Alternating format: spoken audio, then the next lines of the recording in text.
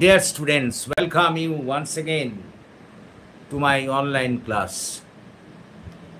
দেখো, আজ আমরা একটা গুরুত্বপূর্ণ ক্লাস নিতে চলেছি। আজকের ক্লাসটি হলো অবশ্যই মাধ্যমিকের ক্লাস 10-এর ক্লাস, এবং আজকে আমরা একটি গুরুত্বপূর্ণ বিষয় এই ক্লাসে করতে চলেছি, এবং সেটি হলো বিদ্রোহী কবি কাজী নজরুল ইসলাম রচিত প্রলয়োল্লাস কবিতাটির প্রতিটি পংক্তির ব্যাখ্যা এবং তার সারমর্ম। Join the class immediately, please join the class immediately. আজ তাহলে আমরা অতি গুরুত্বপূর্ণ একটি জিনিস করতে চলেছি, সেটি হলো বিদ্রোহী কবি কাজী নজরুল ইসলাম রচিত প্রলয়োল্লাস কবিতাটির প্রতিটি পংক্তির ব্যাখ্যা এবং গুড ইভিনিং নিরুপম, প্রতিটি পংক্তির ব্যাখ্যা এবং সারমর্ম। আগে আমরা কাজী নজরুল ইসলাম সম্পর্কে সামান্য কিছু বলে নেব। দেখো, বাংলা সাহিত্যে বিদ্রোহী কবি তথা বিপ্লবী কবি নামে পরিচিত কিন্তু কাজী নজরুল ইসলাম। এবং এই কাজী নজরুল ইসলাম তার কাব্য জীবনে তথা তার সাহিত্য জীবনে অনেক অনেক কবিতা লিখেছেন, এবং বেশিরভাগ কবিতার মধ্যে দিয়েই তিনি তার কিন্তু বিদ্রোহী চেতনাকে ফুটিয়ে তোলার চেষ্টা করেছেন। তো এই কবিতাতেও তার কোনো ব্যতিক্রম ঘটেনি। আমরা যদি প্রলয়োল্লাস কবিতাটা বিশ্লেষণ করি, তাহলে দেখব এখানেও তিনি কিন্তু তার সেই বিদ্রোহী চেতনার পরিচয় রেখেছেন। তো এখন এসো আমরা এই প্রলয়োল্লাস এই কবিতাটার প্রকাশকাল একটু বলে নিই। দেখো, কবিতাটা প্রকাশিত হয়েছিল 1922 সালে, এবং একই সঙ্গে কথাও আমরা বলে নিই যে এই কবিতাটা অগ্নিবীণা বলে যে তার বিখ্যাত কাব্যগ্রন্থ আছে, সেই বিখ্যাত কাব্যগ্রন্থের অন্তর্ভুক্ত। দেখো, এই প্রলয়োল্লাস কথাটাকে যদি আমরা সন্ধি বিচ্ছেদ করি, তাহলে এরকম দাঁড়ায় প্রলয়যুক্ত উল্লাস। তো প্রলয় কথাটার অর্থ হলো, তোমরা তো সবাই জানো, ধ্বংস, বিনাশ। আবার উল্লাস কথাটার অর্থ হলো কিন্তু আনন্দ। দুটো বিপরীতার্থক বিষয়। একদিকে তিনি ধ্বংসের কথা বলছেন, আর একদিকে আনন্দের কথা বলছেন। ব্যাপারটা কীরকম সেটাই আমরা আগে একটু বলে নেব, বলে নিয়ে কিন্তু কবিতাটা ব্যাখ্যা করতে শুরু করব। একদম সহজ, শুধু আকার বড় দেখে তোমরা ভয় পেও না। একটাই বিষয় আছে, সেটাকেই তিনি নানা বিশেষণে কিন্তু ব্যাখ্যা করেছেন। ব্যাপারটা হচ্ছে এই যে কাজী নজরুল ইসলাম যখন এই কবিতাটি লেখেন, তখন কিন্তু আমরা ব্রিটিশ শাসনাধীন। খুব ভালো করে শোনো, এটুকু বুঝতে হবে কিন্তু। এটা না বুঝতে পারলে কবিতাটা কিছুটাই বুঝতে পারবে না। তিনি যখন এই কবিতাটি লেখেন, তখন আমরা কিন্তু ব্রিটিশ শাসনাধীন। এখন ব্রিটিশ শাসনের ফলে, বুঝতেই পারছো, ব্রিটিশ শাসনের শোষণ এবং অত্যাচারের ফলে আমাদের সাধারণ মানুষের জীবন একেবারে জর্জরিত হয়ে গিয়েছিল। একেবারে জর্জরিত হয়ে গিয়েছিল। নানা ধরনের নিপীড়ন ব্রিটিশ সরকার কিন্তু আমাদের উপর করছিল। তো এখন ঠিক সেই সময়েই, বুঝতে পেরেছ, আমাদের এখানকার কিছু মানুষ ছিলেন যারা যারা কিন্তু ওই যে ব্রিটিশ শোষণ এবং অত্যাচার, সেই সব কিছুকে তারা কিন্তু মেনে নিয়েছিলেন। তার কোনো প্রতিবাদ বা তার থেকে কোনো মুক্তির চেষ্টাও তারা করেননি। কথাটা বোঝার চেষ্টা করো। তিনি যেটা বলতে চেয়েছেন যে তৎকালীন সময়ে একদল মানুষ, এখানকারই মানুষ, তারা এমনই অবস্থায় ছিলেন যে তারা কিন্তু ব্রিটিশদের শোষণের বিরোধিতা করেননি, যা আছে নিয়তি বলে সব কিছু মেনে নিয়েছেন। তো কাজী নজরুল ইসলামের এর কোনোটাই পছন্দ হয়নি, অর্থাৎ ব্রিটিশ শাসন ও অত্যাচারকেও যেমন পছন্দ হয়নি, ঠিক তেমনিভাবে ওই যারা এখানকার মানুষেরা তার কোনো বিরোধিতাও করতে চায়নি, তাদেরও তার পছন্দ হয়নি, তাদেরও তার পছন্দ হয়নি। তাহলে তিনি কি চেয়েছিলেন? তিনি চেয়েছিলেন যে ব্রিটিশ শক্তিকে তো তুলবই, মানে ব্রিটিশ শক্তিকে তো সরাবই, সঙ্গে সঙ্গে আমাদের মধ্যে ওই সমস্ত যারা একেবারে নৈরাশ্যে পীড়িত, যারা একেবারে জর্জরিত, তাদেরও চেঞ্জ করব। তো এই যে ব্রিটিশ শক্তিকে সরাতে গেলে তো খুব সহজ কথা নয়, তার জন্য দরকার ভীষণ শক্তি, তার জন্য দরকার ভীষণভাবে বিরোধিতা করা, তার জন্য ধ্বংস দরকার। আর তাকে যদি সরাতে পারি, তখনই আসবে আমাদের স্বাধীনতা, এবং তখনই হবে সেটা খুবই আনন্দকর। সেই জন্যেই প্রলয়ের মধ্যে দিয়েও উল্লাসের কথা তিনি বলেছেন যে হ্যাঁ, প্রলয় হবে, ধ্বংস হবে। ধ্বংস হবে মানে কি? অশুভ শক্তির বিনাশ ঘটবে, অশুভ শক্তি সম্পূর্ণরূপে বিনাশ হবে, তাদের শেষ হয়ে যাবে। তার জায়গায় আমাদের স্বাধীনতা আমরা পাব, শুভ শক্তির বিকাশ ঘটবে, সেটা হবে কিন্তু উল্লাসের বিষয়। দেখো, দুটো বিষয় এখানে জড়িত। একদিকে হচ্ছে প্রলয়। প্রলয় দরকার কেন? প্রলয় মানে তো আমরা জানি ধ্বংস। সেই ধ্বংসটা চেয়েছেন, মানে ব্রিটিশ শক্তির ধ্বংস সাধন করতে চেয়েছেন।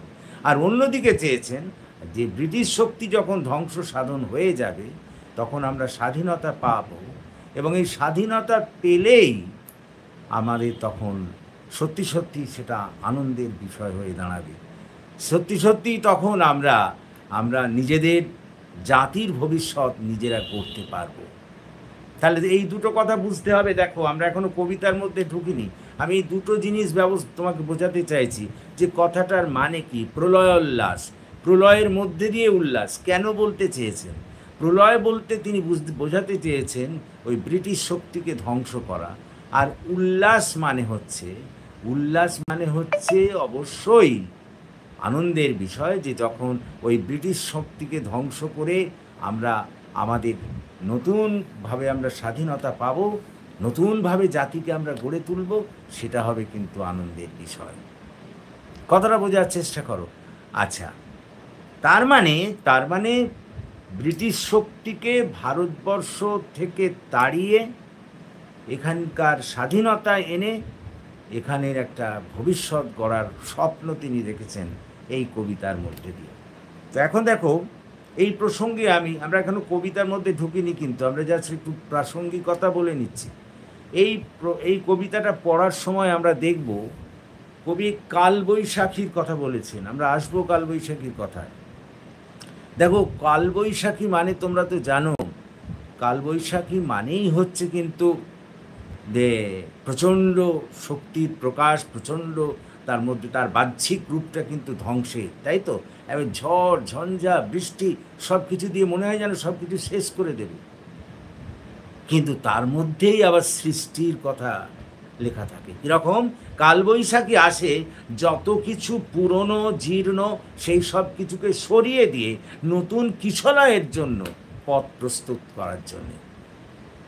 মনে করো, গরমকালের ওই যে সমস্ত পাতা পুড়ে মানে একবারে একাকার হয়ে নোংরা জঞ্জাল আবর্জনায় পরিণত হয়েছে, সেগুলো যদি থাকে তাহলে সেখান থেকে নতুন কিশলয় বেরোবে কী করে, নতুন গাছ উঠবে কী করে? তার জন্য দরকার সেগুলো আবর্জনাকে পরিষ্কার করা। আর সেই কাজটাই কিন্তু করে কালবৈশাখী, সেই কাজটাই করে কালবৈশাখী। কালবৈশাখী কী করে না, কালবৈশাখী যত কিছু জঞ্জাল, যত কিছু আবর্জনা সরিয়ে দিয়ে নতুনের সৃষ্টির পথ প্রশস্ত করে। এক্ষেত্রেও তাই কবি চেয়েছেন যে ওই পুরনো ব্রিটিশ শক্তিকে, ওই শোষককে সরিয়ে দিয়ে আমরা আমাদের এখানে স্বাধীনতার ক্ষেত্র প্রস্তুত করব। আমরা এখানকার স্বাধীনতা পাবো, আমরা এখানকার স্বাধীনতা নিয়ে আসব, আমাদের জাতির ভবিষ্যৎ গড়ে তুলব। সেটাই কিন্তু তার কিন্তু মুখ্য উদ্দেশ্য।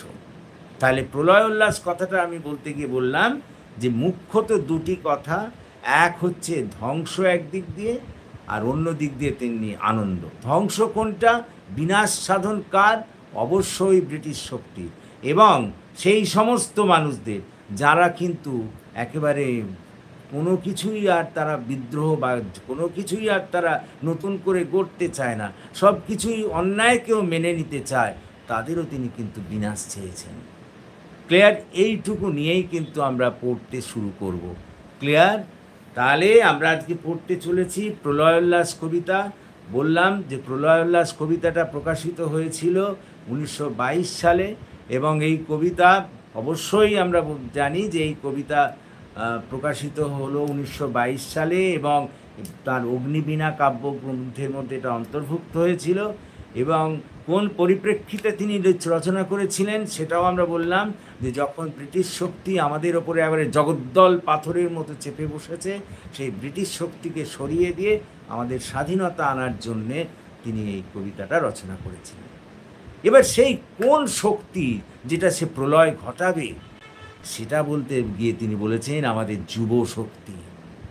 আমাদের যুব শক্তি যারা স্বাধীনতার মন্ত্র দ্বারা উদ্দীপ্ত হবে এবং স্বাধীনতার মন্ত্র দ্বারা উদ্দীপ্ত হয়েই তারা কিন্তু ওই ব্রিটিশ শক্তির বিরুদ্ধে লড়াই করবে এবং ব্রিটিশ শক্তি ধ্বংস করে দিয়ে আমাদের স্বাধীনতা আনবে। এবং সেই তরুণ শক্তি অর্থাৎ সেই তারুণ্যকেই তিনি এখানে নানা বিশেষণে এখানে বিশেষিত করেছেন। আমরা দেখব এখানে মহাকালের কথা আছে, এখানে দেবী চণ্ডীর কথা আছে, সমস্ত কিছুই কিন্তু ওই আমাদের যে যুব শক্তি তার যে বহিঃপ্রকাশ সেটাকে ঘটানোর জন্যেই কিন্তু তিনি এখানে নিয়ে এসেছেন এই সব উদাহরণ। ক্লিয়ার? তাহলে এটা নিয়েই আমরা আজকে পড়তে শুরু করি। ভালো করে শোনো, আমরা আগে লাইন বাই লাইন ব্যাখ্যা করি, তারপরে কিন্তু আমরা এর সারমর্ম ব্যাখ্যা করব। কবি বলছেন, শোনো, তোরা সব জয়ধ্বনি কর, তোরা সব জয়ধ্বনি কর, ওই নূতনের কেতন ওড়ে কালবৈশাখী ঝড়। ভালো করে শোনো, তিনি বলছেন, সকলকে বলছেন তোমরা সবাই জয়ধ্বনি করো, জয়ধ্বনি করো, ওই নূতনের কেতন ওড়ে। নতুন কেতন মানে পতাকা, ওই নূতনের কেতন ওড়ে মানে আমরা এই পরাধীনতাকে সরিয়ে দিয়ে স্বাধীনতা আনব। সেই কথা মনে রেখে তোমরা সবাই জয়ধ্বনি করো। কালবৈশাখী ঝড় আসতে চলেছে। কালবৈশাখী ঝড় যেমন সব কিছু পরিবর্তন করে দিয়ে নতুন সৃষ্টি করে, নতুন কিছু সৃষ্টি করে, ঠিক তেমনিভাবে নতুন কিশলয় সৃষ্টি করে, ঠিক তেমনিভাবে আমরাও আমাদের যুব শক্তিও ওদের ওই ব্রিটিশ শক্তিকে সরিয়ে দিয়ে এখানে স্বাধীনতা আনবে। তোমরা আগাম তার জয়ধ্বনি করো। তোরা সব, তাহলে এই কথাটুকুর অর্থ বুঝতে পারলি? তোরা বলতে চেয়েছেন যে তোমরা সবাই জয়ধ্বনি করো, কারণ আমরা এই পুরনো ব্রিটিশের এই শাসন শোষণকে সরিয়ে দিয়ে আমাদের যুবশক্তি স্বাধীনতা নিয়ে আসবে। কেমন করে?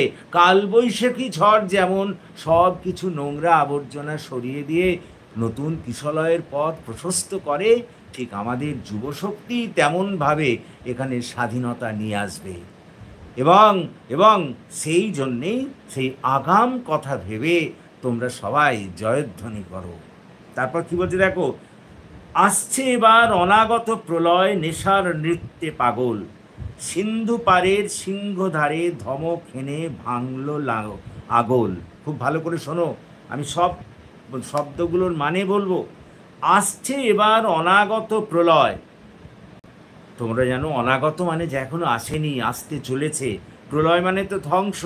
নেশার নৃত্য অর্থাৎ ওই যে প্রলয় আসেনি তাকে আনার একটা নেশা কিন্তু আমাদের চেপেছে। সিন্ধু পারের সিংহধারে ধমক এনে ভাঙলো আগল। সিন্ধু পারের সিংহধারে, তোমরা জানো ব্রিটিশরা মানে সমুদ্র পার করে এসে আমাদের এখানে তারা রাজত্ব করছে। সেই জন্য বলছে আমাদের এই যুবশক্তি সেই ব্রিটিশ ভারতকে, অর্থাৎ যেখানে ব্রিটিশরা আমাদের শাসন করছে, সেই ব্রিটিশ শাসনকে চূর্ণ বিচূর্ণ করে দিয়ে তার আগল, আগল মানে তো খিল অ্যাকচুয়ালি, অর্থাৎ সেই ব্রিটিশ শক্তিকে চূর্ণ বিচূর্ণ করে দিয়ে সেখান থেকে আমাদের স্বাধীনতা আনতে চলেছে আমাদের ওই তরুণ তরুণীরা, অর্থাৎ আমাদের যুবশক্তি। অর্থাৎ আসছে এবার অনাগত প্রলয় নেশার নৃত্য, বলতে তিনি বলতে চেয়েছেন আমাদের যুবশক্তি তারা স্বাধীনতার নেশায় কি বলতো উদ্দীপিত হয়েছে, এবং তারা ওই 7 সমুদ্র 13 নদীর পাড়ের থেকে আসা যে ব্রিটিশরা আমাদের উপরে শোষণ বা শাসন চালাচ্ছে তাকে ভেঙে দিয়ে সেখানে স্বাধীনতা আনতে চলেছে। তারপরে কি বলছে দেখো, মৃত্যু গহন অন্ধকূপে মহাকালের চণ্ডরূপে ধূম্ররূপে বজ্রশিখার মশাল জেলে আসছে ভয়ঙ্কর। খুব সুন্দর লাইন, খুব সুন্দর লাইন। এ বোধহয় শুধু তিনিই লিখতে পারতেন, কবি কাজী নজরুল ইসলাম। কি বলছেন শোনো, অন্ধকূপের মৃত্যু গহন অন্ধকূপে মহাকালের চণ্ডরূপে, অন্ধকূপ মানে অন্ধকুয়ো আর কি, মৃত্যু গহন অর্থাৎ তোমরা তো জানো যে ওই ব্রিটিশ শক্তি আমাদের বহু স্বাধীনতার যোদ্ধাকে কি করেছে, কি করেছে তারা বলো, অন্যায়ভাবে অন্যায়ভাবে তাদেরকে শাস্তি দিয়ে তাদের মৃত্যু এনে দিয়েছে। হ্যাঁ, তো সেই জন্য যুবশক্তি কি করবে না, যুবশক্তি সেই সেই প্রতিশোধ নেয়ার জন্য মহাকালের চণ্ডরূপে, অর্থাৎ আমাদের শিবের আর এক নাম তোমরা তো সবাই জানো, মহাকালের চণ্ডরূপ মানে চণ্ডাল রূপ মানে রুদ্র রূপ ধারণ করে সেখান থেকে মশাল জেলে এগিয়ে আসছে ভয়ঙ্কর। অর্থাৎ সেই সব স্বাধীনতা যোদ্ধাদের যে মৃত্যু ঘটিয়েছিল ব্রিটিশরা, তাদের প্রতিশোধ নেয়ার জন্য ভয়ঙ্কর তারুণ্য বা ভয়ঙ্কর যুবশক্তি বেরিয়ে আসছে প্রতিশোধ নেয়ার জন্য। অর্থাৎ অন্ধকূপে, অন্ধকূপ মানে বলতে চাওয়া হয়েছে ব্রিটিশ শক্তি আমাদের এখানকার যে স্বাধীনতা যুদ্ধদের ওই সমস্ত নানাভাবে তাদের মৃত্যু প্রদান করে তাদের অন্যায়ভাবে তাদের জীবন শেষ করে দিয়েছে, তার প্রতিশোধ গ্রহণ করার জন্যেই যুবশক্তি এগিয়ে এসেছে। আজ তারা খেপে গিয়েছে, খেপে গিয়ে তারা কি ওই মহাকালের মতো রুদ্র রূপ ধারণ করে তারা ওই ব্রিটিশ শক্তিকে শেষ করে দেওয়ার জন্য এগিয়ে আসছে। ওরে ওই হাসছে ভয়ঙ্কর, তোরা সব জয়ধ্বনি কর। এবং ওই যে শক্তি, সেই যে যুব শক্তি, সেটাকে তিনি বলছেন যে ভয়ঙ্কর, সেটা হাসছে। দেখো, মহাকাল বলতে তো আমরা সাধারণত রুদ্র মানে শিবকে বুঝি, এখানে শিবের সঙ্গে তুলনা করা হয়েছে আমাদের যুব শক্তিকে। সেই যুব শক্তি আজকে মহাকালের মতো রূপ ধারণ করেছে, এবং শুধু তাই নয়, তোমরা সবাই তার জয়গান গাও। সে আজ প্রতিশোধ নেবেই। কে প্রতিশোধ নেবে? আমাদের যুব শক্তি। কাদের বিরুদ্ধে? অবশ্যই কি বলতো, ব্রিটিশদের বিরুদ্ধে। কারণ এককালে তারা আমাদের ওপর অন্যায় করেছিল, আমাদের ওই যত স্বাধীনতা যোদ্ধাদের কিন্তু তারা মৃত্যুমুখে ঠেলে দিয়েছিল। তার প্রতিশোধ গ্রহণ করার জন্যেই তারা আজ খেপে উঠেছে। তারপর কি বলছে শোন, তোরা সব জয়ধ্বনি কর, ঝামর তাহার কেশের দোলায় ঝাপটা মেরে গগন দোলায়। অ্যাকচুয়ালি যেন ঝামর শব্দটার কথা অর্থ হলো কৃষ্ণবর্ণ, অর্থাৎ তুলনা করছেন যে ওই মহাকাল যেন তার কালো চুল দিয়ে ঝাপটা মেরে গোটা পৃথিবীটাকে, গোটা আকাশটাকে দুলিয়ে দিচ্ছে। তার মানে মহাকাল মানে আমি বারবার বলছি, এখানে মনে করে নাও যে যুব শক্তি, যে যুব শক্তি কি করতে চাইছে, যে যুব শক্তি মানে স্বাধীনতা আনতে চাইছে, তারা তাদের শক্তির উচ্ছ্বাস প্রকাশ করছে। কেমন করে? যেমন করে এককালে মহাকাল মানে শিব যেমন তার কালো চুলের দোলায় সমস্ত ওলট পালট করে দিয়েছিল, তেমন যুব শক্তিও সব কিছু ওলট পালট করে দিয়ে স্বাধীনতা আনতে চাইছে। পরেরটা দেখো, সর্বনাশী জ্বালামুখী ধূমকেতু তার চামর ঢোলায়, বিশ্বপিতার বক্ষ কোলে রক্ত তাহার কৃপাঞ্জলে দোদুল দোলে। এবার চণ্ডীর সঙ্গে তুলনা করেছেন। দেবী চণ্ডী এক সময় ওই অসুরকে দমন করার জন্যে যেমন রণচণ্ডী মূর্তি ধারণ করেছিলেন, তার কৃপান দিয়ে যেমন মানে তরবারি দিয়ে যেমন রক্ত ঝুলছিল কি অশুভকে বিনাশ করে, ঠিক তেমনিভাবে আমাদের যুব শক্তিও আজ ওই রণচণ্ডীর মূর্তি ধারণ করেছে। তারাও ওই ওই ব্রিটিশদের শেষ করে দিয়ে সেখান থেকে স্বাধীনতা আনতে চায়। তাহলে দেখো, একবার মহাকালের সঙ্গে তুলনা করলেন, তারপরে তুলনা করছেন রণচণ্ডীর সঙ্গে বা দেবীচণ্ডীর সঙ্গে। দেবীচণ্ডী যেমন অশুভকে বধ করে শুভের স্থাপন করেছিলেন, ঠিক তেমনিভাবে আমাদের এই যুব শক্তিও কিন্তু ওই অশুভ ব্রিটিশ শক্তিকে তাড়িয়ে আমাদের স্বাধীনতা আনার জন্য এগিয়ে চলেছে। তারপর কি বলছে দেখো, অট্টরোলের হট্টগোলে স্তব্ধ চরাচর। এবং সেই সময় দেবীচণ্ডী যখন ওই রকম মূর্তি ধারণ করেছিলেন, তখন গোটা বিশ্ব বা গোটা পৃথিবী একদম স্তব্ধ হয়ে গেছিল। ওরে ওই স্তব্ধ চরাচর, তোরা সব জয়ধ্বনি কর, তোরা সব জয়ধ্বনি কর। বলছে সব স্তব্ধ হয়ে গেছে, তবু কিন্তু তোরা থামিস না, জয়ধ্বনি কর, কারণ ওর আসছে। ও আসছে মানে কে বলো? আমাদের যুব শক্তি। কি করতে বল? ব্রিটিশ শক্তির বিরুদ্ধে প্রতিশোধ গ্রহণ করে তাকে সরিয়ে দিয়ে স্বাধীনতা আনতে। অতএব অতএব তোমরা জয়ধ্বনি করো তার। দেখো, তাহলে এই যে এতটুকু আমি পড়লাম, কবি কাজী নজরুল ইসলাম সেটাই বলতে চেয়েছেন যে বহুদিন ধরে ব্রিটিশ শাসন আমাদের ওপরে অন্যায়ভাবে নানাভাবে অবিচার শোষণ শাসন করেছে। তার সেই শোষণ শাসনের হাত থেকে মুক্তি আনার জন্য আমাদের যুব শক্তি ক্ষেপে উঠেছে। যুব শক্তি ক্ষেপে উঠেছে, তারা প্রতিশোধ নিতে চায়। কেমন করে? যেমন করে এককালে মহাকাল রুদ্রমূর্তি ধারণ করেছিলেন, যেমন করে রুদ্রমূর্তি ধারণ করে সব কিছু বিনাশ করে দিতে চেয়েছিলেন, ঠিক তেমনিভাবে এই যুব শক্তিও ওদের বিনাশ করে দিয়ে সেখান থেকে স্বাধীনতা আনতে চাইছে। তারপর কি বলছে দেখ, তোরা সব জয়ধ্বনি কর, দ্বাদশ রবির বন্যি জ্বালা, ভয়াল তার নয়ন কটায়। একটু ভালো করে বুঝতে হবে, আমি সব বলবো, ভালো করে শোনো। দ্বাদশ রবির বন্যি জ্বালা, ভয়াল তার নয়ন কটায়। বলছেন ওই মহাকালের চোখে, বলছে দ্বাদশ রবির 12টা সূর্যের মতো তপ্ত, মানে সেই রকম উজ্জ্বল জ্বালা তার মধ্যে কি বলতো আছে। তারপর কি বলছে, দিবন্তরের কাদল লুটায়, পিঙ্গল তার ত্রস্ত জটায়, বিন্দু তাহার নয়ন জলে, সপ্ত মহাসিন্ধু দলে কপল দলে। খুব সুন্দরভাবে বুঝতে হবে, একটু ভালো করে শোনো। বিভিন্ন বিশেষণ দিয়েছেন, তো সেই বিশেষণগুলো আমি একটা একটা করে বলি, ভালো করে শোনো। এই একজন লিখছে, স্যার বলছি যে ঝামর তাহার কিশোর দোলায়, ঝাপটা মেরে যখন গগন দোলায়। এই লাইনটা বুঝতে পারছি না, খুব সহজ।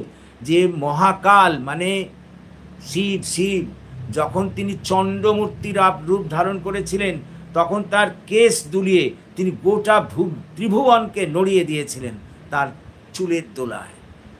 তো এখানে তো মহাকাল বলতে বোঝানো হচ্ছে কাকে বলো তো? আমাদের যুব শক্তিকে। সেই যুব শক্তি তাদের শক্তি দিয়ে গোটা ব্রিটিশ শক্তিকে কি বলতো নড়িয়ে দিয়েছে। ক্লিয়ার? তাহলে দেখো, স্যার বলছি যে আমার ঝামর, এইটা যে বুঝতে পারছো না একটু শুনে নাও। আমি বলতে চাইছি যে এখানে তুলনা করা হয়েছে, একদা শিব যেমন যখন তিনি ওই এই ধারণ করেছিলেন, মহাকাল রূপ ধারণ করেছিলেন, সেই রূপটা একটু বলে নিই কখন। ভালো করে শোনো, তোমরা সব সতীর শুনেছ সতীর কথা। দক্ষ রাজা তার মেয়ে সতীর যে স্বামী অর্থাৎ শিবকে নিমন্ত্রণ করেননি তার যজ্ঞে, এবং সেই কারণে তিনি ওই সতী আত্মত্যাগ করেছিলেন, মানে দেহত্যাগ করেছিলেন। আর তখন শিব এসে সব কিছু লণ্ডভণ্ড করে দিতে চেয়েছিলেন, মহাকাল রূপ ধারণ করেছিলেন, এবং তার তৈরি কেশরের দোলায় যেমন ত্রিভুবন দুলছিল, ঠিক তেমনিভাবে আমাদেরও ওই সব স্বাধীনতা যোদ্ধাদের বা যুব শক্তির তেজে একেবারে দুলছে, কে বলতো? সম্পূর্ণ টলমল করে দুলছে ওই আমাদের ব্রিটিশ শক্তি। ক্লিয়ার? কি বলছে দেখি স্যার, বলছি যে ঝামর তাহার কেশের দোলায়, ঝাপটা মেরে গগন দোলায়। এই লাইনটা বুঝতে পারছি না, ভালো করে শোনো।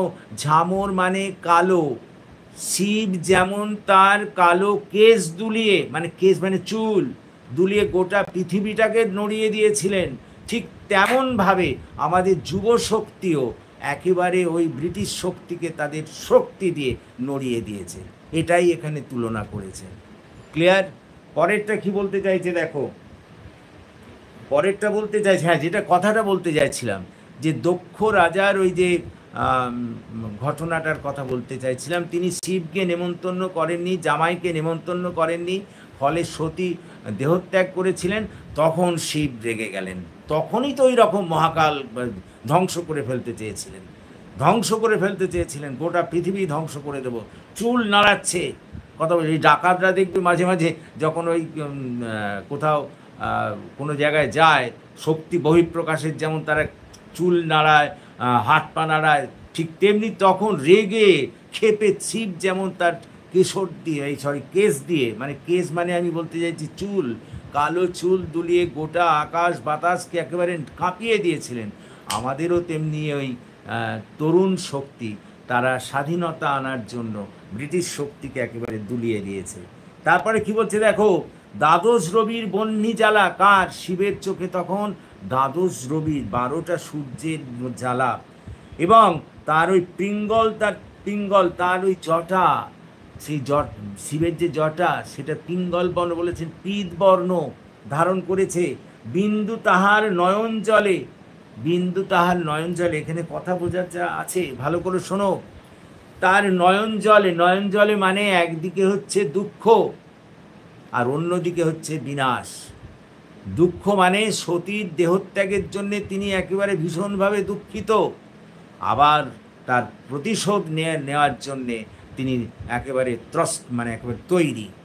ঠিক তেমনিভাবে আমাদের স্বাধীনতার যোদ্ধারা, যারা এই তরুণ শক্তি, তারা এখানকার মানুষদের দুঃখে তাদের চোখে জল, আর অন্যদিকে তেমনি যেই কারণে তাদের চোখে জল, তাকে দূর করার জন্য একেবারে তারা তৈরি। তা আবার বুঝেছি, এবার বুঝেছি স্যার, ভেরি গুড।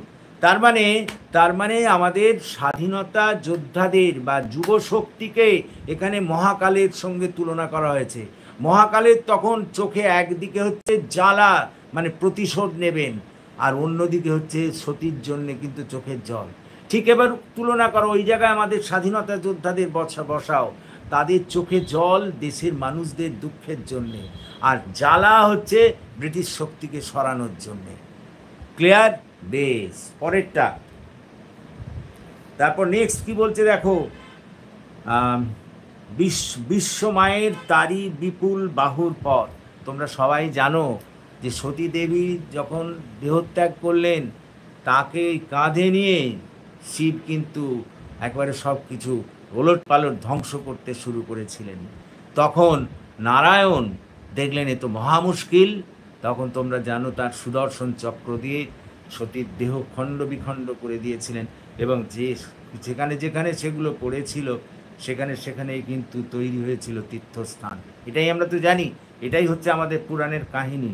তো এটা তেমনি বলছে যে ওই আমাদের যুব শক্তিও ঠিক তেমনিভাবে ওই মহাকালের মতো, তাদের একদিকে যেমন দেশের মানুষদের দুঃখের জন্যে জল, অন্যদিকে তেমনি ব্রিটিশকে কি বলতো তাদের মানে সরানোর জন্যে তাদের চোখে মুখে একটা রোষ, এবং সেই কারণেই তারা ওই মহাকালের মতো রুদ্র শক্তি নিয়ে ঝাঁপিয়ে পড়েছে ব্রিটিশদের বিরুদ্ধে। তারই বলছে কি দেখো, হাঁকে ওই ভয় জয় প্রলয়ঙ্কর, তোরা সব জয়ধ্বনি কর, তোরা সব জয়ধ্বনি কর। মাভই জগৎ জুড়ে প্রলয় এবার ঘনিয়ে আসে। বলছে ভয় পাস না, ভয় পেও না, এই প্রলয়ের মধ্যেই কিন্তু আছে আনন্দ। কোন প্রলয় বলো? ব্রিটিশদের তাড়িয়ে দিয়ে সেখানে আমাদের স্বাধীনতা আনা।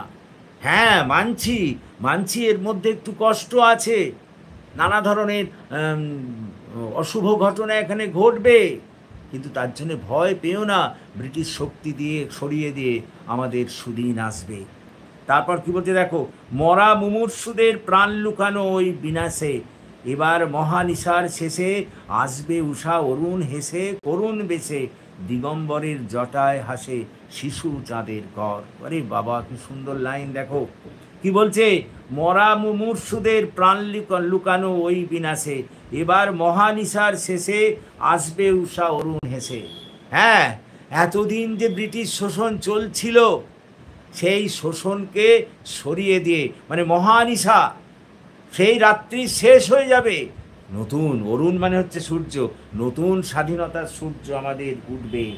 এবং এবং তখন কীরকম না, দিগম্বরের জটায় হাসে শিশু চাঁদের কর।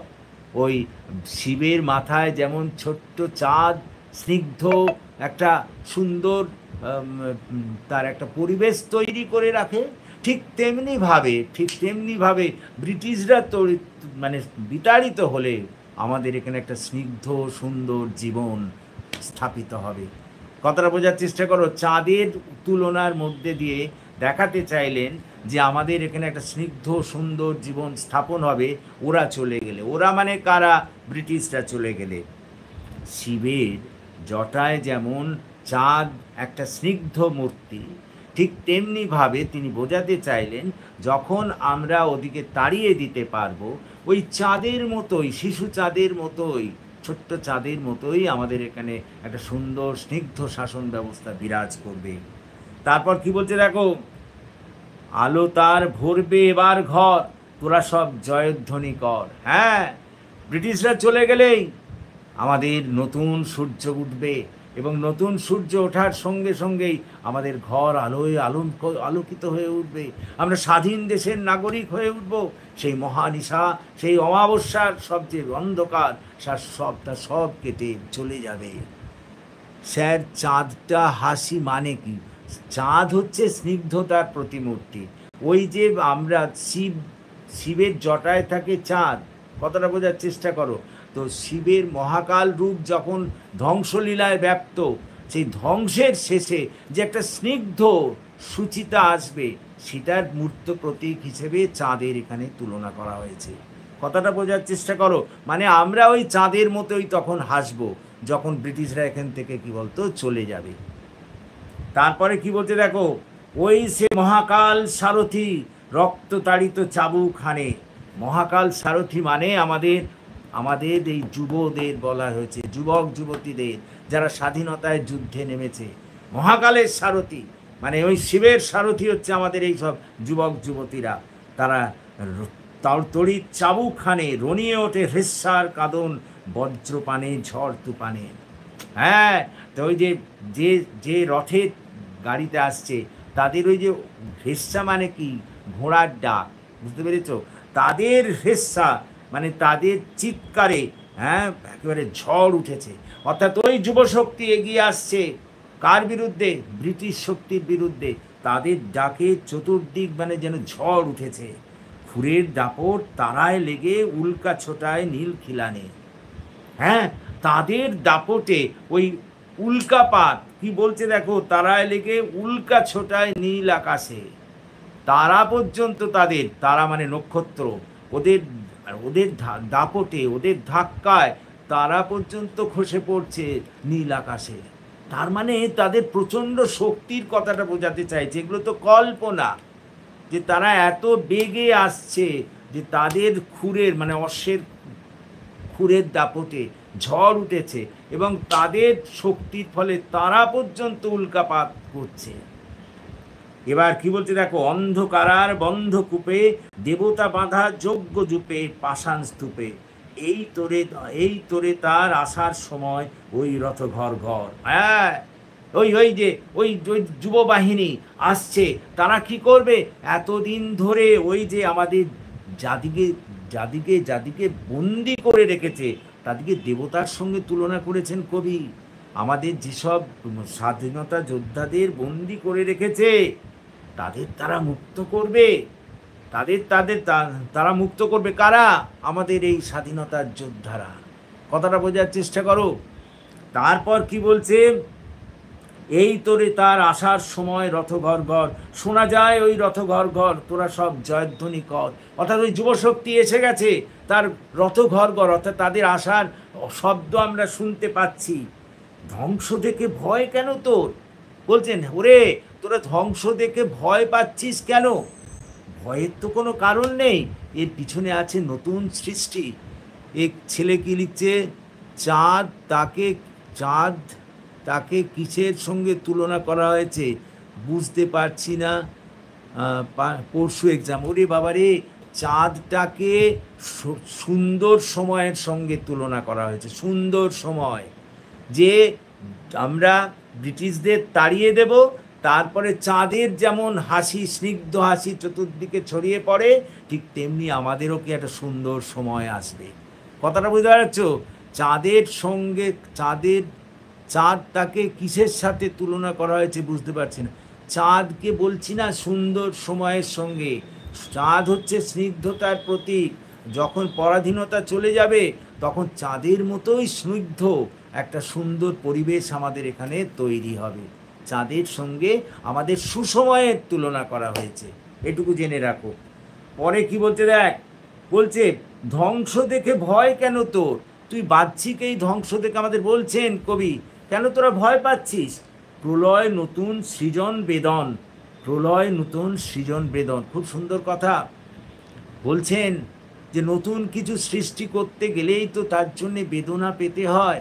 মা যখন শিশুকে জন্ম দেয় তখন তাকে কিন্তু কষ্ট পেতে হয়। কথাটা বোঝার চেষ্টা কর। ঠিক তেমনিভাবে ওই যুব শক্তিও আমাদের স্বাধীনতা এনে দিতে চলেছে, নতুন জিনিস, তার জন্যে একটু কষ্ট তো আমাদের পেতেই হবে। তার জন্য ভয় পাচ্ছিস কেন তোরা? আসছে নবীন জীবন হারা, অসুন্দর করতে ছেদন। হ্যাঁ, ওই যুব শক্তি অসুন্দরকে চিরকাল তাড়িয়ে দেওয়ার জন্যে আসছে। অসুন্দর কারা? ব্রিটিশরা, তাদেরকে তাড়িয়ে দেওয়ার জন্যে আসছে। প্রলয় বয়েও, তারপর দেখ, তারপর বলছে তাই সে এমন কেসে বেসে, প্রলয় বয়েও আসছে এসে, হে মধুর হেসে, ভেঙে আবার গড়তে জানে সে চিরসুন্দর। আহা হা, কি সুন্দর লাইন! তাই তো, তাই এই ধ্বংসের মধ্যেও সে হাসতে হাসতে আসছে, এসে ওদিকে সরিয়ে দিয়ে, ওদিকে মানে কাদের? ব্রিটিশ শক্তিকে সরিয়ে দিয়ে, নতুন পুরনো জিনিসকে সরিয়ে দিয়ে সেখানে নতুন স্বাধীনতার সূর্যকে স্থাপন করবে, নতুন দেশ তারা গঠন করবে। ক্লিয়ার? পরেরটা কি বলছে দেখো, তোরা সব জয়ধ্বনি কর, ওই ভাঙা গড়া খেলা কিসের তবে ডর? এটা তো ভাঙা গড়ার খেলা, সৃষ্টি ধ্বংস, এটা নিয়েই তো পৃথিবী। ওরা এতদিন আমাদের ওপর শাসন করেছে, ওদিকে সরিয়ে দিয়ে আমরা আবার নতুন করে আমাদের গড়ব আমাদের দেশকে। তারপর কি বলছে, এই ভাঙা গড়া খেলা কিসের তবে ডর? এর জন্যে তোরা ভয় পাস কেন? তোরা সব জয়ধ্বনি কর, বধূরা প্রদীপ তুলে ধর। অর্থাৎ এখানকার যত মেয়েদের তিনি বলেছেন, তোমরা তাদের স্বাগতম জানাও, তাদেরকে বরণ করে নাও। কাদের? ওই যুব শক্তিকে, যারা এখানে স্বাধীনতা আনতে যাচ্ছে। কাল ভয়ঙ্করের বেশে এবার ওই আসে সুন্দর। এতক্ষণ তাদেরকে ভয়ঙ্কর রূপে দেখেছ ব্রিটিশদের বিরুদ্ধে, তারাই এবার সুন্দর হিসেবে তোমাদের এখানে সবার সঙ্গে শাসন করবে। তোরা সব জয়ধ্বনি কর, তোরা সব জয়ধ্বনি কর। অর্থাৎ তোমরা সবাই জয়ধ্বনি করো ওই সুন্দরের। কোন সুন্দর? যুব শক্তির। কোন অসুন্দরকে তারা তাড়াবে? ব্রিটিশ অসুন্দরকে। ক্লিয়ার? ভাঙা গড়া কি খেলা? না আমাদের এই পৃথিবী যে আমরা জানি ধ্বংস আর সৃষ্টি, এই নিয়ে এতদিন ওরা আমাদের উপরে শোষণ করেছে, তাদেরকে ধ্বংস করে দিয়ে আমাদের এখানে শুরু হবে নতুন স্বাধীন দেশের শাসন। ক্লিয়ার? এইবার আমি এর আসল কথাটা বলবো, ভালো করে শোনো। আসল কথাটা হচ্ছে, কাজী নজরুল ইসলাম আমাদের এখানে স্বাধীনতা যুদ্ধের ওপরে, অর্থাৎ আমাদের স্বাধীনতার যুদ্ধকে অনুপ্রাণিত করতে চেয়েছেন। ব্রিটিশ শক্তিকে দূর করা দরকার, কিন্তু তিনি জানেন এই শক্তিকে দূর করতে পারে আমাদের একমাত্র তারুণ্য, আমাদের যুবশক্তি। সেই যুবশক্তিকে সেই জন্য তিনি অনুপ্রাণিত করেছেন। তাকে তিনি কখনো মহাকালের সঙ্গে তুলনা করেছেন, কখনো তাকে রণচণ্ডীর সঙ্গে তুলনা করেছেন, বলেছেন এই যুবশক্তি একমাত্র স্বাধীনতা এনে দিতে পারে। তাদের শক্তির দাপটেই ওরা থর থর করে কাঁপতে পারে। ওরা মানে কারা? ব্রিটিশরা। এবং তারাই ওকে সরিয়ে দিয়ে আমাদের নতুন স্বাধীন সমাজ গঠন করতে পারে। সুতরাং তাদের দিকে ভয় পাওয়ার কোনো কারণ নেই। তারা ভয়ঙ্কর হতে পারে বাহ্যিক দিক দিয়ে, কালবৈশাখী বাইরে দিক থেকে দেখতে থাকে ভয়ঙ্কর, কিন্তু তার মধ্যেই তো সৃষ্টির কথা লুকিয়ে থাকে। ঠিক তেমনিভাবে আমাদের এই যুবশক্তি ভয়ঙ্কর রূপ ধারণ করে ব্রিটিশদের তাড়িয়ে দিয়েছে, কিন্তু আসলে ওরা সুন্দরের প্রতীক। ওরাই আমাদের সব, ওরাই একমাত্র ব্রিটিশকে সরিয়ে আমাদের স্বাধীনতা এনে দিতে পারে। এটাই হলো আসল কথা। কি লিখছে বনশ্রী সাহা? কি লিখছে আমি তো বুঝতে পারছি না। কৃপান, ডোরেমান লিখছে কৃপান, পিঙ্গল, মাভই, এই তিনটির মানে বলে দিন। কৃপান মানে হচ্ছে তো তরবারি, ছুরি, ছোড়ারে তাকে কৃপান বলে। পিঙ্গল, পিঙ্গল মানে হচ্ছে পিত্তবর্ণ। আর মাভই মানে কি ভয় করো না, ভয় করো না, সাহসী হও। নূতনের কেতন, নূতনের কেতন মানে নতুনের পতাকারে, স্বাধীনতার কেতন ওরে ওর, কালবৈশাখী ঝড়। এই লাইনটা বুঝতে পারছে না ও। এই শোন ভালো করে, কালবৈশাখী ঝড় কি করে বল? পুরনোকে সরিয়ে দিয়ে নতুনের রাস্তা প্রস্তুত করে। ঠিক তেমনিভাবে ওই যুবশক্তি আসছে, ওরা পুরনো মানে ব্রিটিশ শাসনকে সরিয়ে দেবে, যারা একেবারে কি বলতো অপ্রয়োজনীয় তাদেরকে সরিয়ে দেবে, দিয়ে আমাদের স্বাধীন দেশ গড়বে। সেই স্বাধীনতার পতাকার কথা এখানে বলা হয়েছে। নতুনের কেতন মানে স্বাধীনতার কথা বলা হয়েছে। আর কালবৈশাখী ঝড় কেন তুলনা করেছে? কালবৈশাখী অপ্রয়োজনীয় নোংরা আবর্জনাকে সরিয়ে দিয়ে নতুনের পথ প্রশস্ত করে। ঠিক তেমনিভাবে ওই যুবশক্তিও ওই আবর্জনারূপী ব্রিটিশ সরকারকে সরিয়ে দিয়ে নতুন স্বাধীনতার পথ প্রশস্ত করবে। বনশ্রী কি বলছে, স্যার আর একবার রিপিট করুন, আমি টিউশনিতে গিয়েছিলাম, দিয়ে আসতে একটু দেরি হলো, তা আপনার ক্লাসটা কথা করা হয়নি, আরেকবার কবিতাটা ভালোভাবে বুঝিয়ে দিন। শোনো বনশ্রী, এটা তো খুব বিশাল কবিতা, আবার লাইন বাই লাইন ব্যাখ্যা করতে গেলে it will take long time, another full class লাগবে। তোমাকে আমি মানেটা বলে দিচ্ছি, তুমি শোনো, এক্ষুনি বুঝতে পারবে। ব্যাপারটা হচ্ছে কি বলছে, নতুনের কেতন ওরে, এই তো পড়লাম, এই তো বললাম নতুনের কেতন ওরে, ওই যে বললাম না, নতুনের কেতন মানে কি? কালবৈশাখী যেমন পুরনোকে সরিয়ে দিয়ে নতুন গাছ লাগানোর ব্যবস্থা করে, ঠিক তেমনিভাবে এই যুবশক্তিও ওই পুরনো ব্রিটিশ সাম্রাজ্যকে সরিয়ে দিয়ে, শাসকদের সরিয়ে দিয়ে আমাদের নতুন স্বাধীনতা, নতুনভাবে স্বাধীনতা এনে দেবে। সেটাকেই এখানে নতুনের কেতন বলা হয়েছে।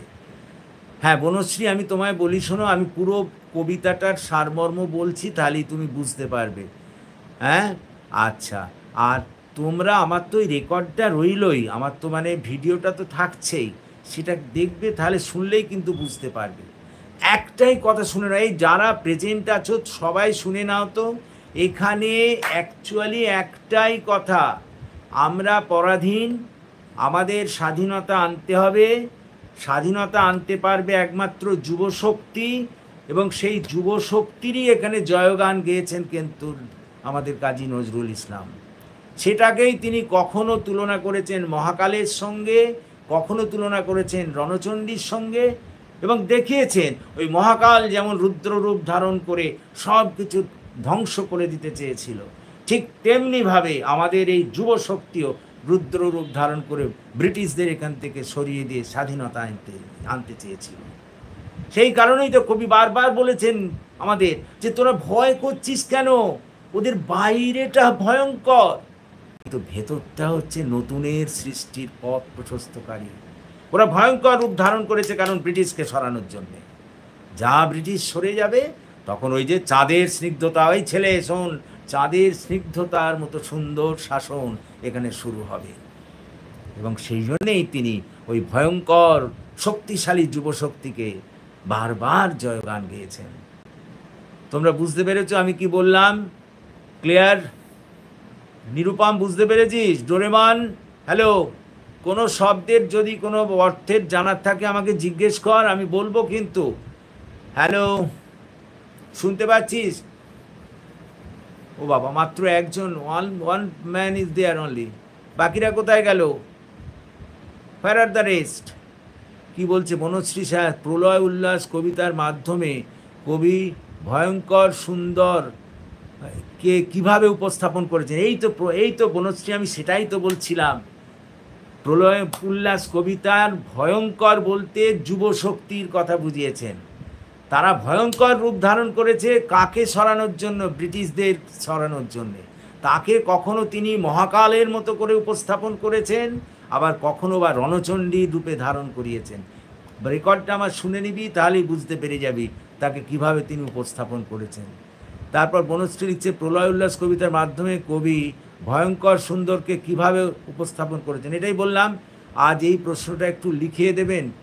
হ্যাঁ, কেন দেব না, লিখেই দেবো না কেন, অবশ্যই এটা লিখে নে, লেখ। এই নিরুপম যে যে প্রথম এটা রিকোয়েস্ট করেছিল, নিরুপমকে আমার জিজ্ঞাসা, নিরুপম বুঝতে পেরেছিস? হ্যালো নিরুপম, একটু লিখে জানা ভাই, আমাকে জানতে দে যে হ্যাভ ইউ আন্ডারস্টুড ইট। ডোরেমান, হ্যাঁ ক্লিয়ার, ডোরেমানেরটা দেখতে পাচ্ছি, নিরুপমকে তো দেখতে পাচ্ছি না। Where is he? Nirupam sir ওই লাইনটা বলুন, কোন লাইনটা বল, কোন লাইনটা, কোন লাইনটা আমাকে বল প্লিজ, সেটা তো আমি শুনবো, তবে তো বলবো। স্যার ওই লাইনটা বলুন, কোন লাইনটা বলবি তো, কোন লাইনটা?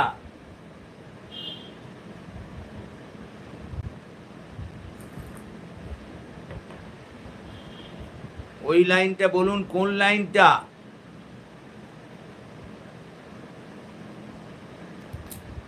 তাড়াতাড়ি।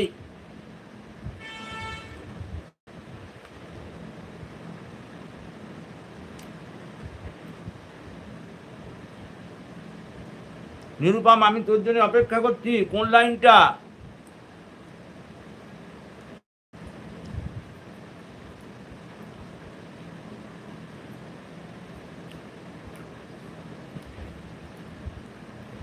খুঁজে পাচ্ছিস না কোন লাইনটা? স্যার এরপর কিছু, এরপর সিন্ধু তীরে কবিতাটা করাবেন, ঠিক আছে করাবো, আগে কোন লাইনটা আগে দেখি, নিরুপম বুঝতে পারছি না। স্যার ওই লাইনটা বলুন, এই নিরুপম তো বলছিস না কেন, কোন লাইনটা বল।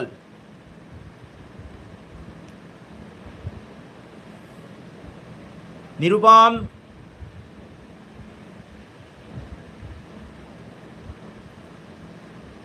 আচ্ছা ঠিক, হ্যাঁ, প্রলয় উল্লাস কবিতায় মাধ্যমে কবি ভয়ঙ্কর সুন্দরকে কিভাবে প্রতিষ্ঠিত হয়, হ্যাঁ এটা লিখিয়ে দিচ্ছি, এটা লিখে নে, রাইট ডাউন। প্রলয় উল্লাস কবিতার মাধ্যমে, প্রশ্নটা লিখে নাও, প্রলয় উল্লাস কবিতার মাধ্যমে কবি ভয়ঙ্কর ও সুন্দরকে কিভাবে উপস্থাপিত করেছেন তা নিজের ভাষায় আলোচনা করো। না নিরুপম, আমি তোর কমেন্ট দেখতে পাচ্ছি না তো, সেই জন্যই তো বারবার জিজ্ঞেস করছি।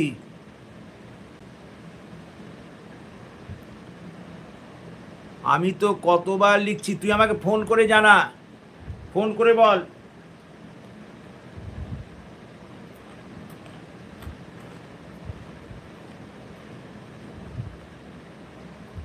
ফোন করে বল।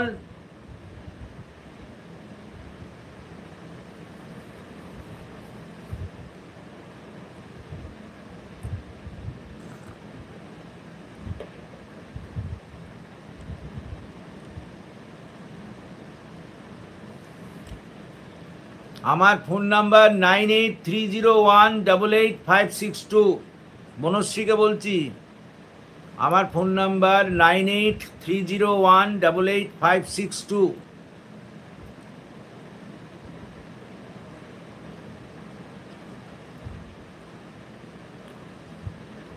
সুন্দর লেখ, প্রশ্নটা এবার লিখে নে সবাই।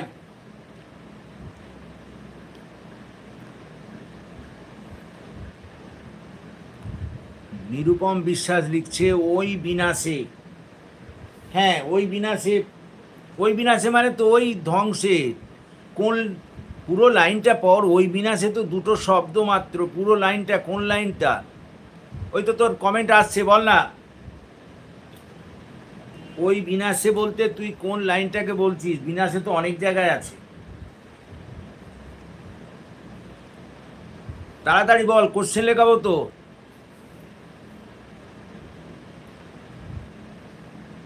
তাড়াতাড়ি।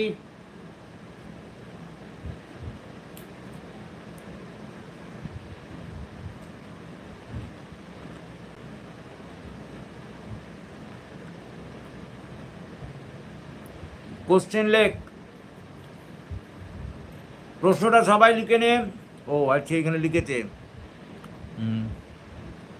জরায় মরা মুমূর্ষুদের প্রাণ লুকানো। ভালো করে শোন, জরায় মরা মুমূর্ষুদের প্রাণ লুকানো। ওরে এটা ভালো করে শোন।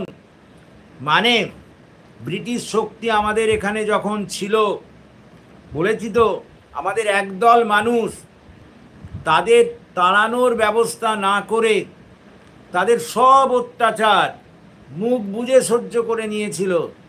তারা ভেবেছিল এটাই তাদের ভবিতব্য, এটাই তাদের নিয়তি। তারা কোনো প্রতিবাদ করেনি, অন্যায়কে মেনে নিয়েছিল। কথাটা বোঝার চেষ্টা কর। সেই সমস্ত যারা আশাহত, নৈরাশ্যে পরিপূর্ণ, যাদের কোনো নতুন কিছু আর ভাবনা নেই, তাদের সরিয়ে দিয়ে একটা নতুন ভারত গঠনের জন্যেই খেপে উঠেছে কারা বলতো বল? আমাদের এই যুব শক্তি। জরা মানে বার্ধক্য, কথা বোঝা যাচ্ছে। মুমূর্ষু মানে প্রায় জাতির প্রাণ যেতে বসেছে। কথাটা বোঝার চেষ্টা কর। প্রাণ লুকানো, ওরা ওদের ওই ব্রিটিশ শক্তির অধীনেই নিজেদের আত্মসমর্পণ করে কি বলতো ছিল। ক্লিয়ার? হ্যাঁ, হোয়াটসঅ্যাপ আছে, বনশ্রী সাহা আমার ওতে হোয়াটসঅ্যাপ আছে। ক্লিয়ার? ক্লিয়ার? লিখতে শুরু কর, প্রশ্নটা লিখে নে।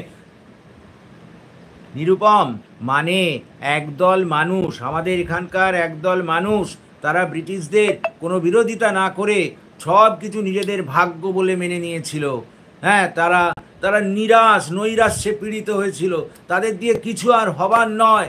সেই জন্যে যুবশক্তিকে কবি বলেছেন ওদেরও তোমাদের সরাতে হবে, ব্রিটিশদের সঙ্গে সঙ্গে ওদেরও সরিয়ে দিতে হবে। নতুন তরতাজা আশায় উদ্দীপ্ত একটা নতুন ভারত চাই। ক্লিয়ার? বেশ, তাড়াতাড়ি লেখো, শুরু করো। প্রশ্নটা লিখে নাও। কবি কাজী নজরুল ইসলাম এখানে ভয়ঙ্করকে কিভাবে স্থাপন করেছেন, লিখতে শুরু করো। আমি প্রশ্নটা একটু বলে নিই, উত্তরটা কিভাবে লিখবে। এই বনশ্রী শোন, বাকিরা শোন, ডোরেমন, নিরুপম, এটা খুব সুন্দর কোশ্চেন, এটা শুনে নে, বলবি। প্রলয়োল্লাস কবিতাটি পাঠ করে আমরা বুঝতে পারি যে কবি কাজী নজরুল ইসলাম বুঝতে পেরেছিলেন যে আমাদের এই পরাধীনতার হাত থেকে মুক্ত করতে পারে একমাত্র আমাদের যুব শক্তি। তার মতে এই যুব শক্তি হচ্ছে কাল বৈশাখীর মতো শক্তিশালী। সেই কারণে কবি এই কবিতায় যুব শক্তিকে আপাত দৃষ্টিতে যেমন ভয়ঙ্কর রূপের অধিকারী করে তুলেছেন, অন্যদিকে তেমনি তাদের নতুন ভারত গঠনের সুখ স্বপ্নকে তারা তুলে ধরেছেন। এই কবিতায় দেখা যায় যে যুব শক্তিকে ভয়ঙ্করতা তুলনা করার জন্য কখনো তিনি তাদের ওই কালবৈশাখীর সঙ্গে তুলনা করেছেন। হ্যাঁ, কখনো তিনি যুব শক্তিকে কালবৈশাখীর সঙ্গে তুলনা করেছেন।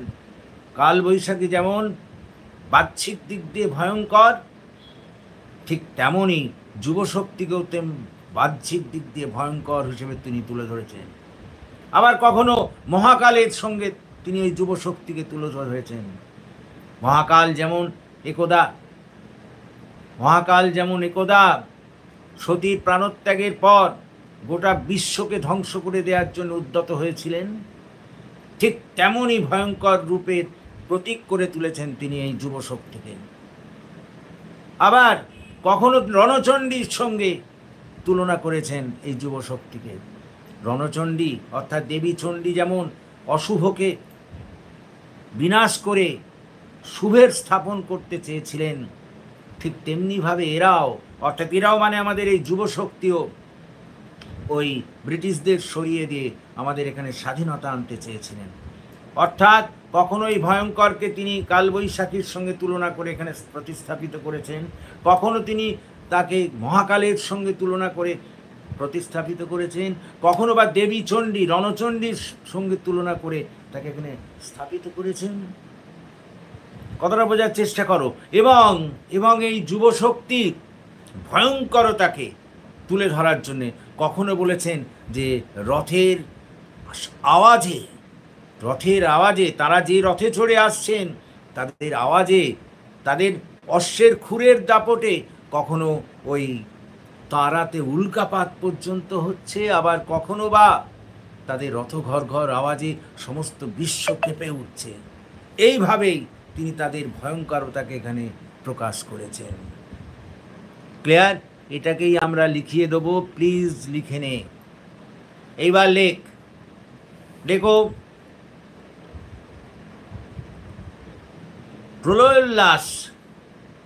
প্রলয়োল্লাস কবিতাটি পাঠ করে দেখা যায় যে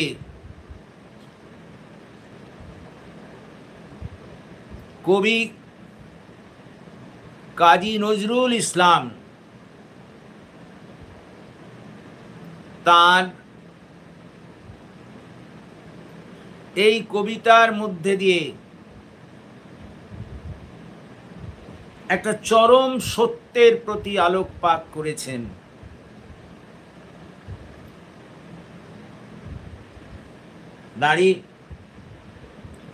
তৎকালীন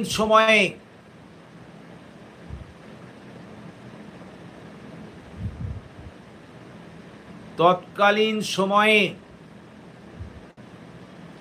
আচ্ছা, 1 মিনিট ওয়েট কর, আমি নিরুপমের এই কোশ্চেনটার উত্তর দিই।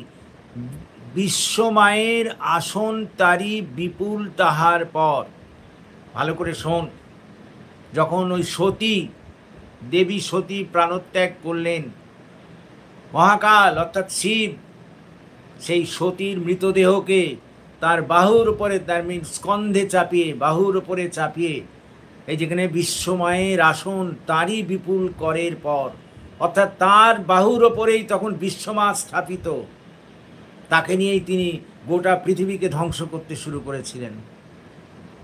কথাটা বোঝার চেষ্টা কর। ঠিক তেমনিভাবে এই যুবশক্তিরও কাঁধে আছে আমাদের এই সারা ভারতবর্ষের ভবিষ্যৎ, যারা প্রায় মৃতবৎ। অতএব ওই যুবশক্তিকেও, ব্রিটিশ শক্তিকে ধ্বংস করে দিতে হবে, কারণ তার উপরে স্থাপিত হয়ে আছে আমাদের এই ভারত মা। তারপর ওকে ব্রিটিশ শক্তিকে সরিয়ে দিয়ে আমাদের স্বাধীন ভারতবর্ষ গঠন করতে হবে। নিরুপম, বুঝতে পারলি কি বললাম? যে যখন দেবী সতীর মৃতদেহ কাঁধে নিয়েছেন কে?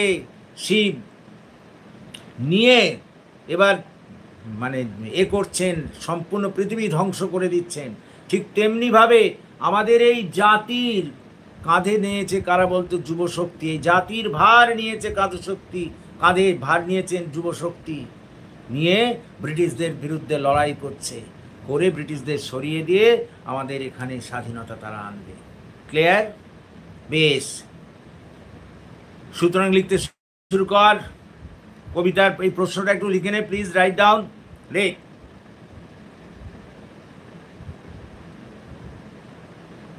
প্রলয়োল্লাস কবিতাটি পাঠ করে, আমি প্রথম থেকেই বলছি আবার, প্রলয়োল্লাস কবিতাটি পাঠ করে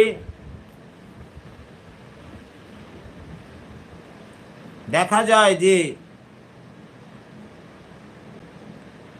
কবি কাজী নজরুল ইসলাম তার এই কবিতার মধ্যে দিয়ে একটা চরম সত্যের প্রতি আলোকপাত করেছেন।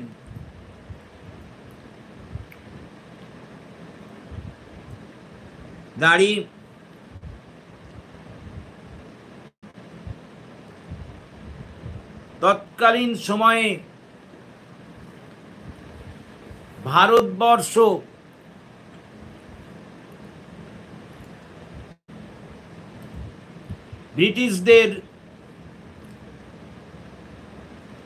ব্রিটিশদের অধীনে ছিল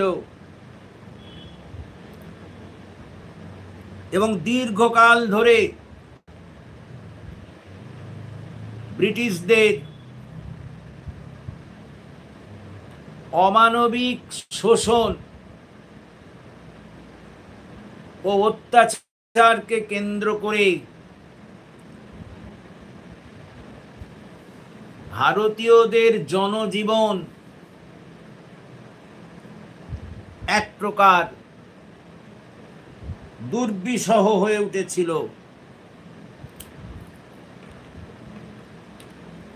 কবি কাজী নজরুল ইসলাম প্রকৃতিগত দিক দিয়ে একজন বিদ্রোহী কবি।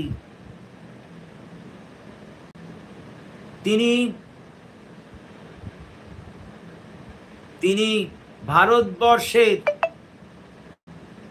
এই দুর্বিষহ অবস্থা মনে প্রাণে মেনে নিতে পারেননি।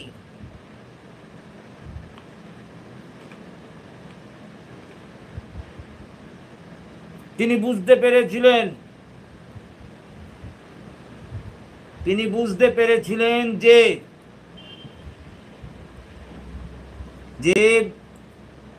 ব্রিটিশদের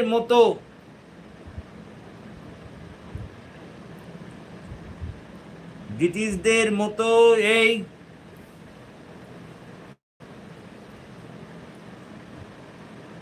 শক্তিশালী শক্তিকে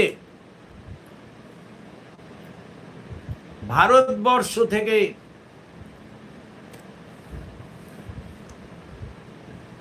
বিতাড়িত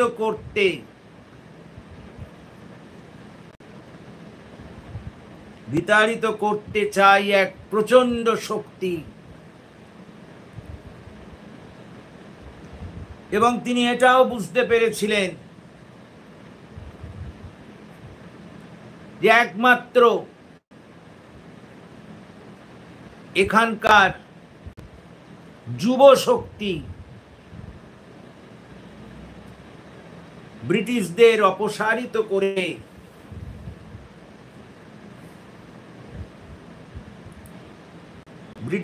অপসারিত করে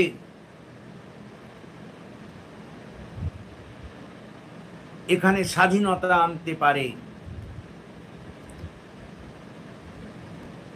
সেই কারণেই তিনি ভারতবর্ষের যুব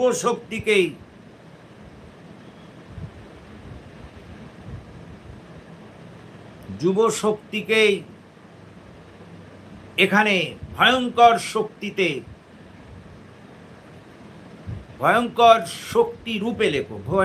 শক্তি রূপে প্রতিষ্ঠিত করতে চেয়েছেন। প্যারাগ্রাফ কবিতাটি পাঠ করে দেখা যায় যে তিনি কখনো এই যুব শক্তির ভয়ঙ্করতাকে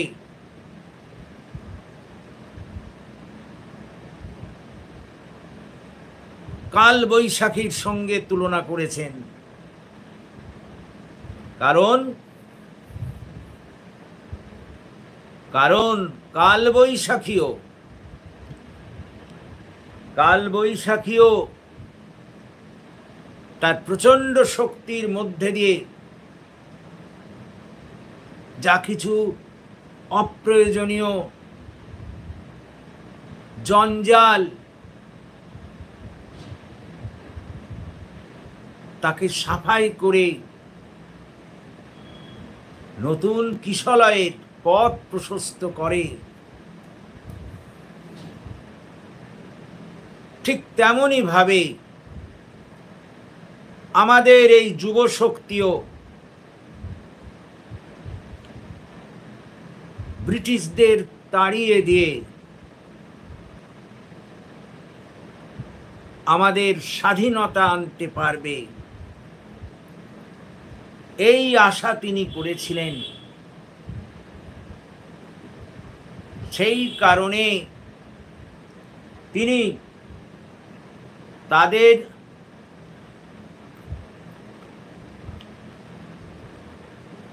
ভয়ঙ্করতাকে কালবৈশাখীর সঙ্গে তুলনা করেছেন। প্যারাগ্রাফ আবার এই কবিতাতেই দেখা যায় তিনি আমাদের এই যুব শক্তির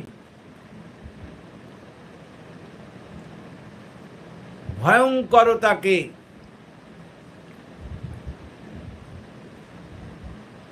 মহাকালের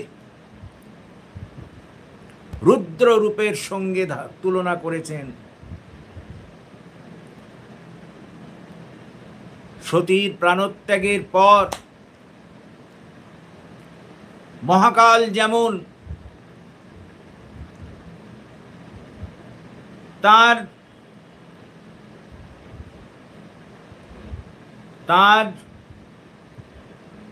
রুদ্র প্রবৃত্তির মাধ্যমে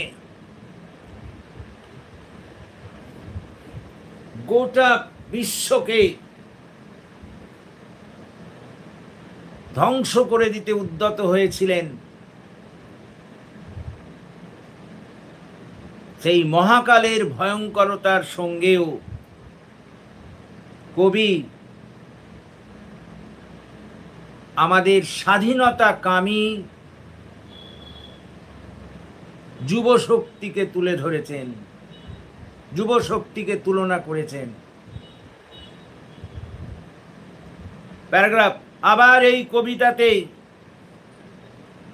দেখা যায় যে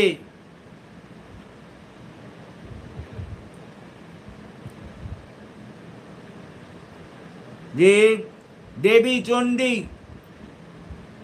তথা কালী অশুভের বিনাশ সাধন করে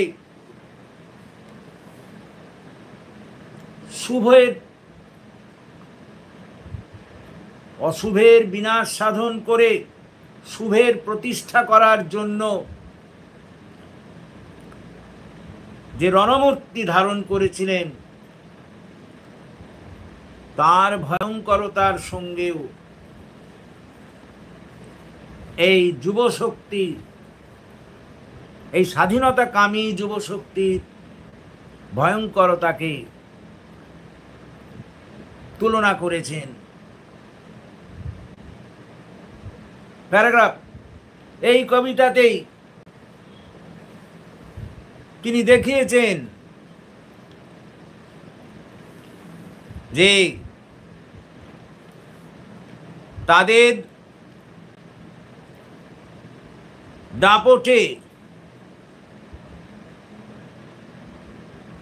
দাপটে যেন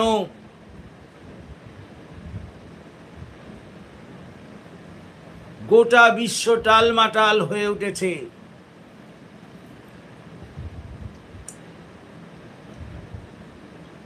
আকাশ থেকে উল্কাপাত হচ্ছে। তবে একই সঙ্গে বলেছেন যে ভয় পাওয়ার কোনো কারণ নেই, কারণ তারা এই ভয়ঙ্কর রূপ ধারণ করেছে কেবলমাত্র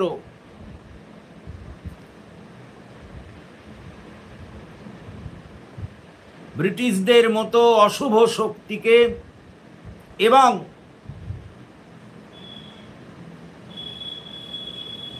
যা কিছু অপ্রয়োজনীয়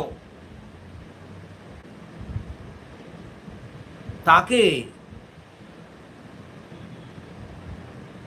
সরানোর জন্যেই তারা এই ভয়ঙ্কর রূপ ধারণ করেছে। তাদের আসল উদ্দেশ্য হল নিজেদের সব কিছু দিয়ে ভারতবর্ষকে স্বাধীন করে তোলা। সেই কারণেই তো কবি এই কবিতার প্রতিটি পংক্তিতে পংক্তিতে প্রায় এই কবিতার প্রতিটি পংক্তিতে পংক্তিতে প্রায় তাদের জয়ধ্বনি করেছেন এবং সকলকে তাদের বরণ করে নিতে বলেছেন।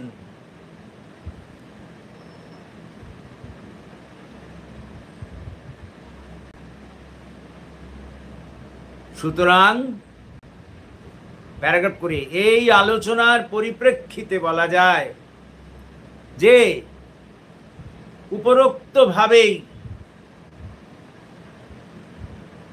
কবি কাজী নজরুল ইসলাম তার এই কবিতায় উপরোক্তভাবে কাজী নজরুল ইসলাম তার এই কবিতায় আমাদের এই যুব শক্তির ভয়ঙ্করতাকে নানা উপমা এবং নানা বিশেষণের সঙ্গে, নানা উপমা ও নানা বিশেষণের মাধ্যমে এখানে ফুটিয়ে তুলেছেন।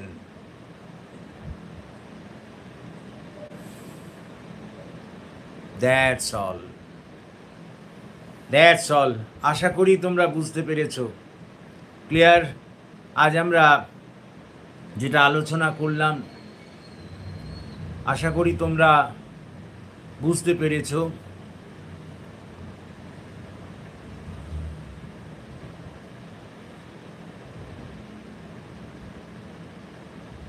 না ভাই, এই এই এই যে কে ছেলেটি যেন প্রশ্ন করছে, সহায়িকা দেখে দেখে বলছেন, না ভাই আমার সহায়িকা দেখার প্রয়োজন হয় না।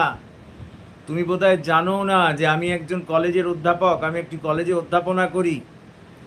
আমার সহায়িকা দেখার প্রয়োজন হয় না ভাই। ক্লিয়ার? বুঝতে পেরেছো? আমাকে সহায়িকা দেখতে হয় না।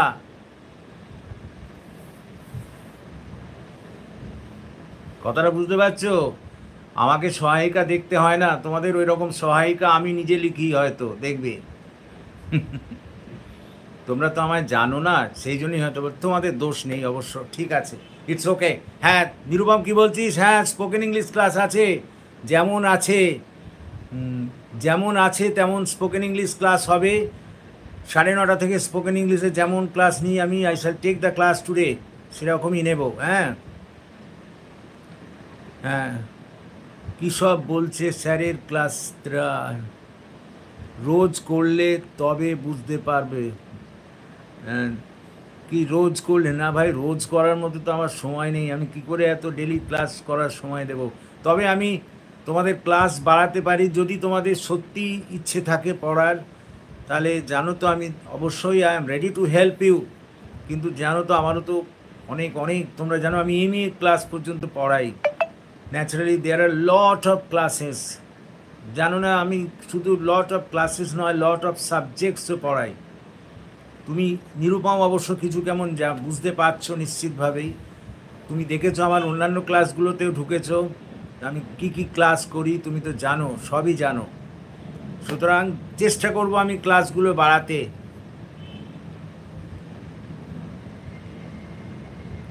কি বলছে ওই ছেলেটাকে বলছি? ও আচ্ছা আচ্ছা, হ্যাঁ ঠিক আছে, ও ঠিক এরকম বলতেই পারে।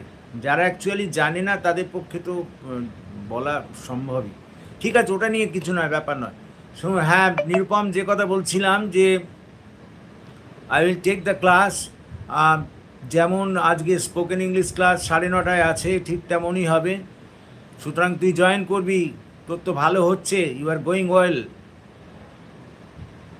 রোজ ক্লাসটা কেন তবে স্যার কি জিনিসটা? হ্যাঁ বুঝতে পারবি, রাইট, ঠিক আছে। হ্যাঁ ঠিক আছে, আমি আজ তাহলে থামছি। আশা করি তোমরা বুঝতে পেরেছো।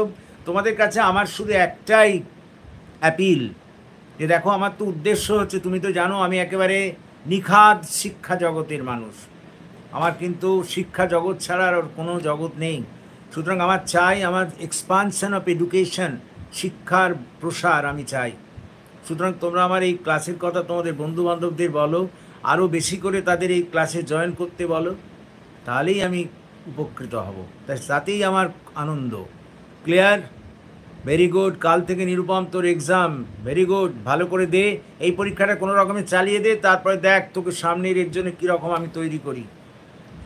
বড় বড় কথা বলছি না, শুধু আমার ওপর একটু বিশ্বাস কর, বিশ্বাস রাখ, তাহলেই বুঝতে পারবি যে আমি কিভাবে তোর সাহায্যে আসতে পারি।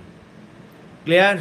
শুধু শুধু just go on according to my instruction, সেই অনুযায়ী চল, তাহলেই ঠিক হয়ে যাবে। ওকে, সুতরাং আমি থামছি এখানে। I am stopping here today. আবার দেখা হবে নেক্সট ক্লাসে। Okay, so thank you for watching and listening. তোর বেঙ্গলি এক্সাম হলো ডোরেমন, তো এতক্ষণ বলিস নি কেমন হলো রে ডোরেমন ভাই? বল কেমন হয়েছে? স্যার আই হ্যাভ, স্যার এই নিরুপম ঠিকই বলেছিস, কিন্তু ইংরেজি সেন্টেন্সে একটু ভুল হয়ে গেল। আই হ্যাভ বিলিভড হবে, হ্যাঁ, I have believed on you. Very good Nirupam, তোর ওপরেও আমার খুব আস্থা। I have every confidence on you. এই তো ডোরেমন লিখছে, গুড, বাহ, ভেরি গুড। এই তো চাই, that is the thing I want. ভালো কর, তার জন্য যা করার আমি কিন্তু করব। ভালো কর, দেখবি আমি কিন্তু যা করার করব। আমাকে আমাকে ওই সব অন্য জগতের মানুষের মধ্যে ফেলিস না। আমি কিন্তু একদম নিখাদ শিক্ষা জগতের মানুষ, দেখলেই বুঝতে পারবি। ক্লিয়ার? আর ওই যে তোদের কেউ কেউ দুটো একটা কথা বলছে, ওরাও বুঝতে পারবে পরে, ওরাও বুঝতে পারবে, even they will understand it. যাই হোক, আমি আর এখন কিছু বলছি না। We are not saying anything else. থামছি আমি। সো নেক্সট ক্লাসে again we will meet you. তোদের কাছে আমার ফোন নাম্বার আছে ডোরেমন এবং নিরুপম, কোনো প্রয়োজন হলে ইউ উইল রিং মি। আমি কিন্তু যথাসাধ্য চেষ্টা করব। So let us stop hair today. So thank you for watching and listening. So good night to all of you.